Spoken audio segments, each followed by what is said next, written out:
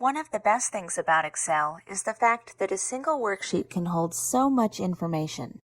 In fact, you could fill billions of cells if you needed that much room. A file with that much data could get pretty overwhelming, but there's a feature called PivotTables that can help.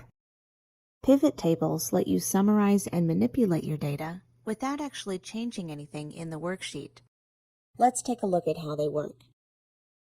In this example, I have some company sales data with columns for the salesperson, region, account, order amount, and month. And I need to find the answer to a very specific question. What is the amount sold by each salesperson?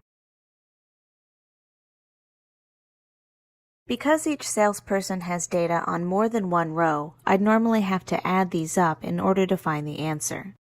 But a pivot table can do this for us automatically, which will make the task much easier. First, you need to select your data. You can just click any cell if it's formatted as a table.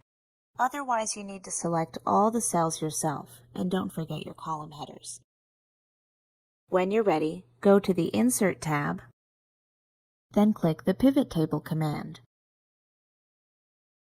You'll usually want to place your pivot table on a new worksheet, so make sure this option is selected. Then click OK, and a new sheet will appear. Over on the left is our blank pivot table. It's okay that there's nothing there yet. To the right is a list of fields that have actually been pulled from our column headers. This is where we control what is or isn't displayed in the pivot table. But before we continue, let's take another look at that question. What is the amount sold by each salesperson? This question tells us exactly which fields to use to find out the answer: salesperson and order amount. All you have to do is check the box next to the field, and it'll be added to one of the areas below, in this case the rows category. Another method is to drag and drop the field into place. We'll put this one under Values.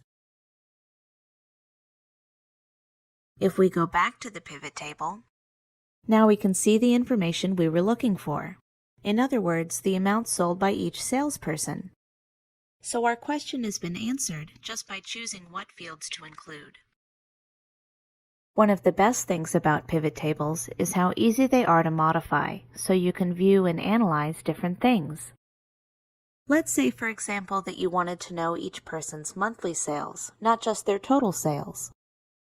Just drag the month field down here to columns, and this will add a column for each month in the worksheet.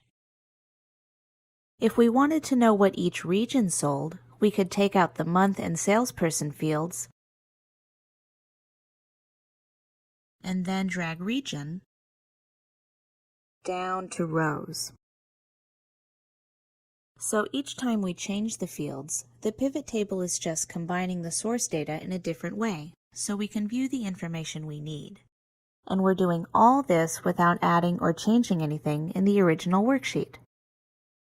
You can even experiment by dragging the fields into different areas, but some combinations work better than others. For instance, if I move order amount over to columns or rows, you can see that it doesn't really give us any useful data.